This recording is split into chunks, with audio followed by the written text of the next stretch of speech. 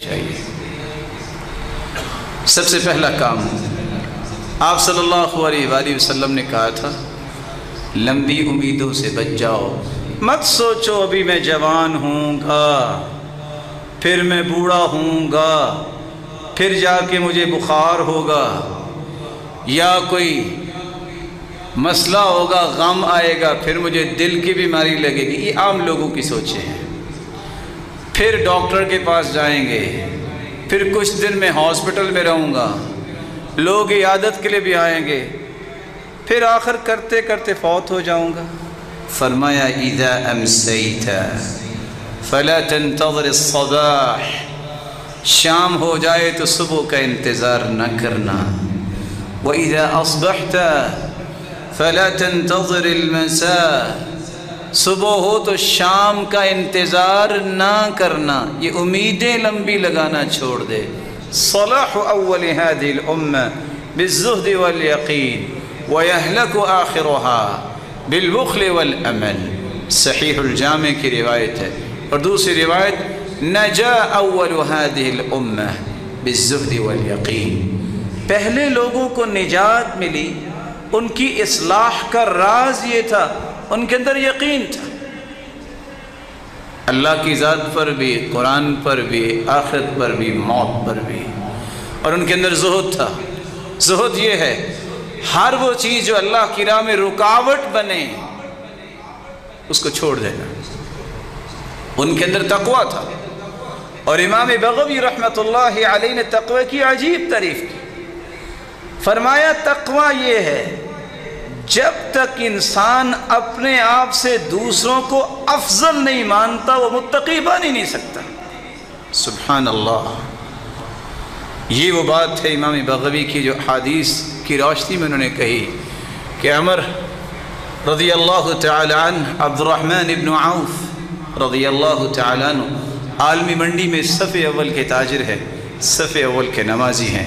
یہ وہ صحابی ہیں جن کے پیچھے محمد مصطفیٰ نے بھی نماز پڑھی۔ جب آپ سلوک کروانے گئے اور سلوک کرواتے کرواتے لیٹ ہو گئے تو عبد الرحمن بن عوف نماز پڑھا رہے تھے، اور اللہ کے رسول صلی اللہ علیہ وسلم آ کے ملے، اور جو رکعتیں دو رہ گئی تھی آپ نے بعد میں پڑھی۔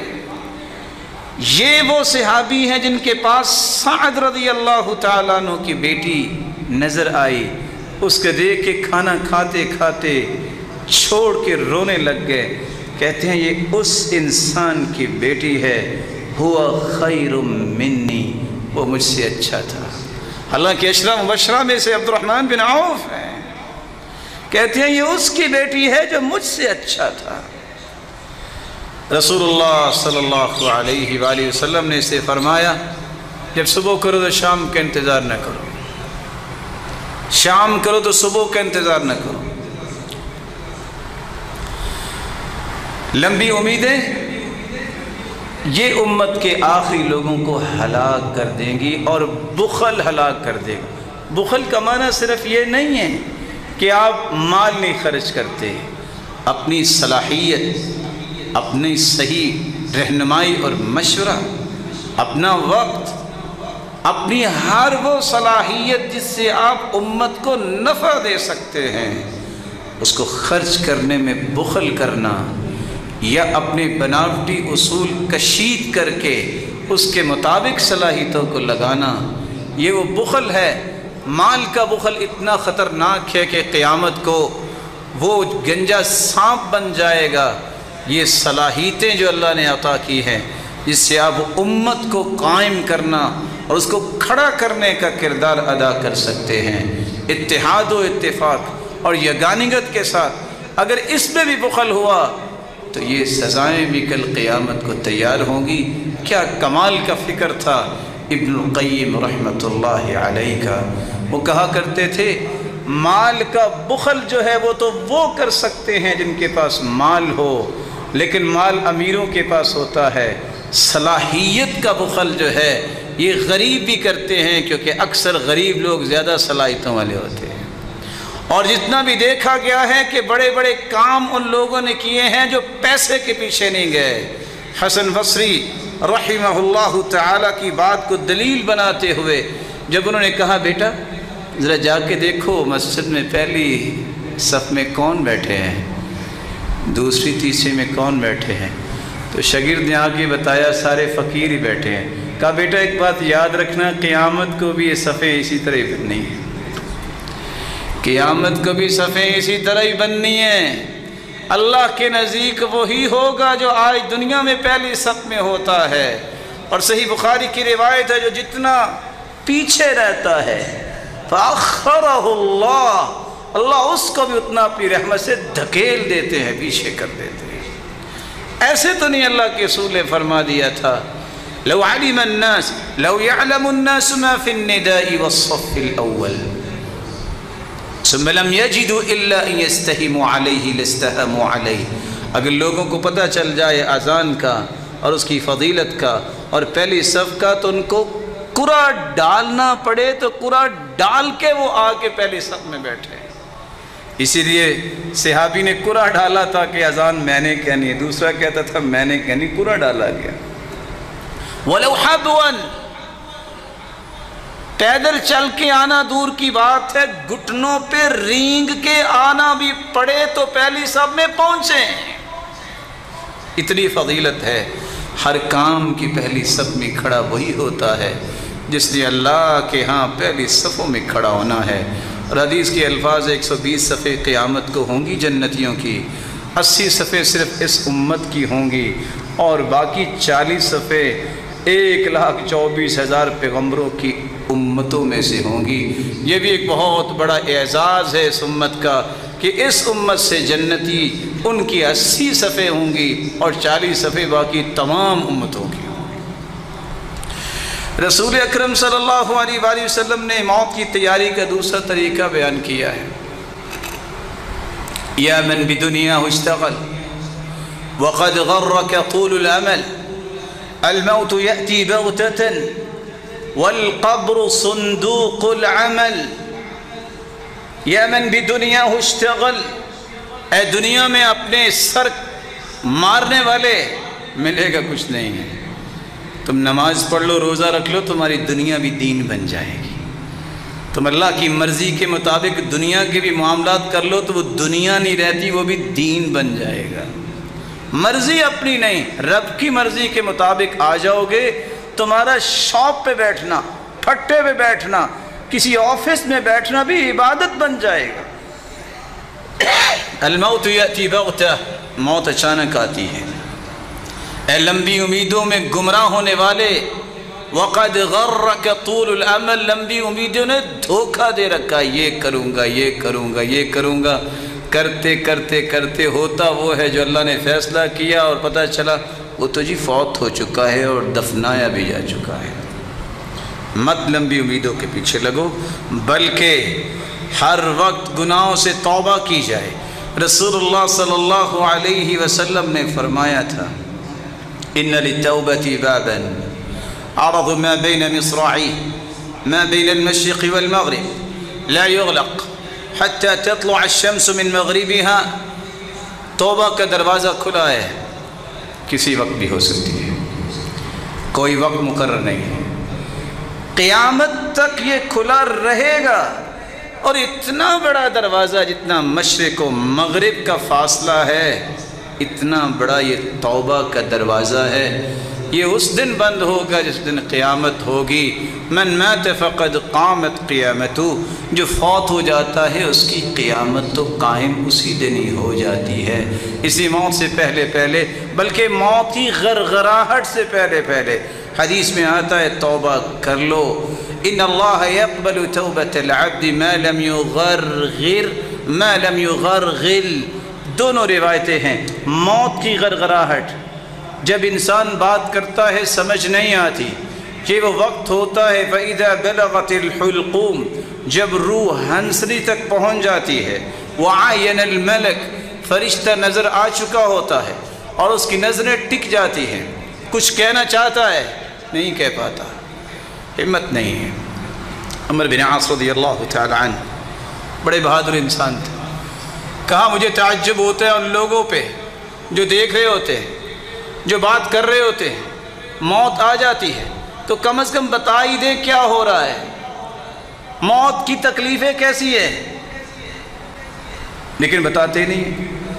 جب ان کا وقت آیا تو کسی نے کہا تم بتاؤ نا، تم تو بڑے بہادر ہو۔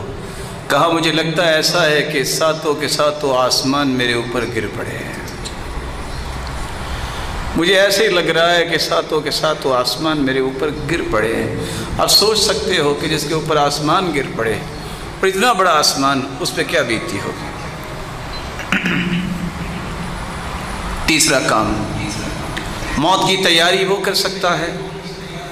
اللہ کے رسول نے فرمایا جہاں تمہیں زندگی کو غنیمت جاننا ہے اور لمبی امیدوں کے پیچھے نہیں پڑنا بلکہ اپنی زندگی کے لمحات کو استعمال کرنا ہے، وہاں تمہیں موت کی یاد بھی دلائے گی۔ جنازے پڑھو گے، قبرستان میں جاؤ گے کسی کو دفنانے، قبروں کی زیارت پہ جاؤ گے کہ ہمیں سبق ملے، کبھی قبرستان کا چکر لگا دیکھنا۔ کچھ لوگوں کے یہ جھگڑے کہ بس یہ ہوا وہ ہوا، آپ قبرستان میں چکر لگائیں، کوئی جھگڑا نہیں ہے، کوئی اونچی آواز سے نہیں بولتا۔ تھے بڑے بڑے جابر، لیکن ان کی یہ جابری کو اس جبروتیت والے نے اس طرح توڑ دیا کہ مٹی میں مٹی ہو چکے ہیں۔ اس لیے کبھی قبرستان کا چکر بھی لگانا چاہیے۔ کیا ملتا ہے؟ فَإِنَّهَا تُذَكِّرُ الْآخِرَةَ۔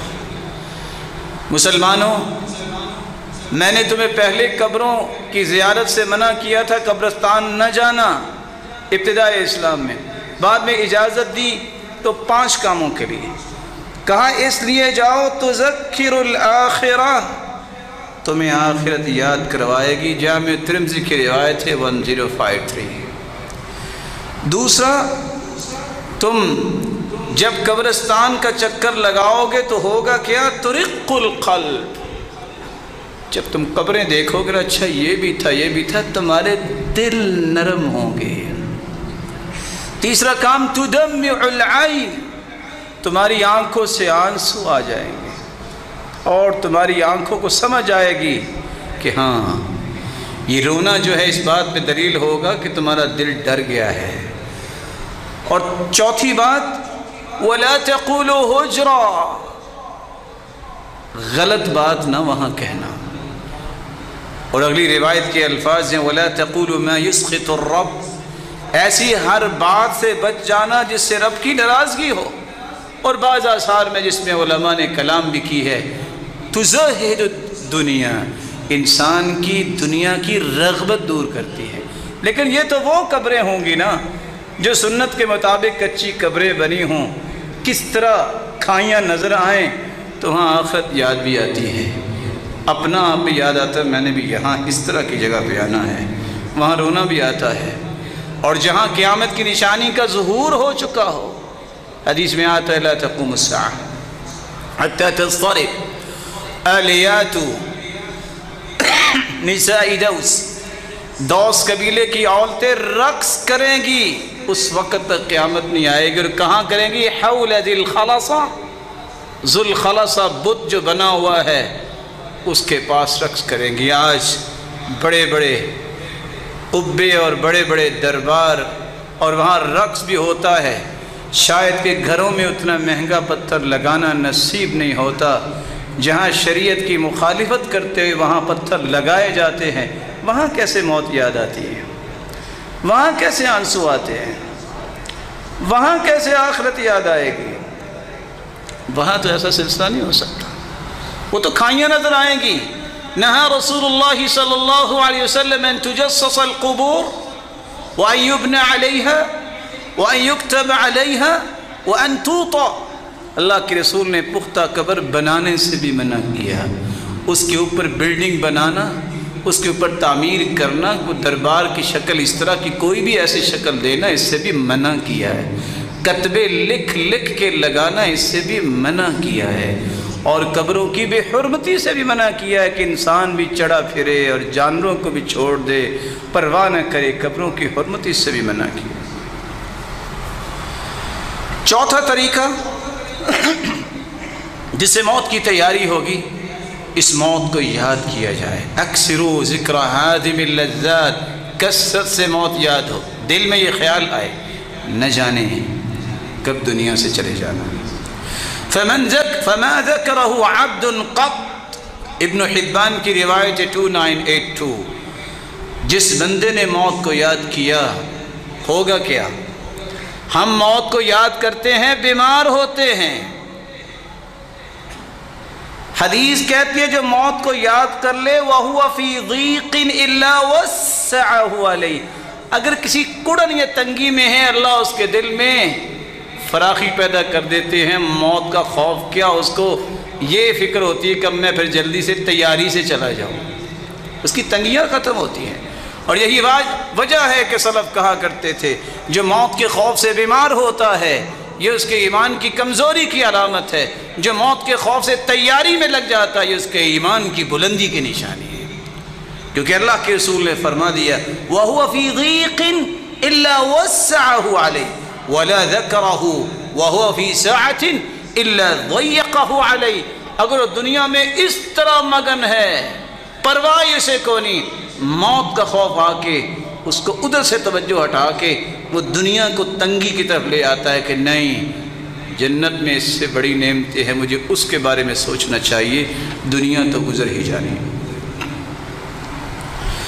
سیدہ عائشہ رضی اللہ تعالی عنہ کے پاس ایک عورت آئی، آ کے کہتی ہے میرا دل بہت سخت ہے، تو آپ نے وصیت کیا فرمائی؟ اکثری من ذکر الموت، موت کو کثرت سے یاد کیا کرو۔ اس نے جا کے ایسا ہی کیا، واپس آ کے شکریہ ادا کرتی ہے جب سے میں موت کو یاد کرتی ہوں نا کہ یہ میں کر رہی ہوں، موت آ گئی تو کیا بنے گا، میرے دل کی حالت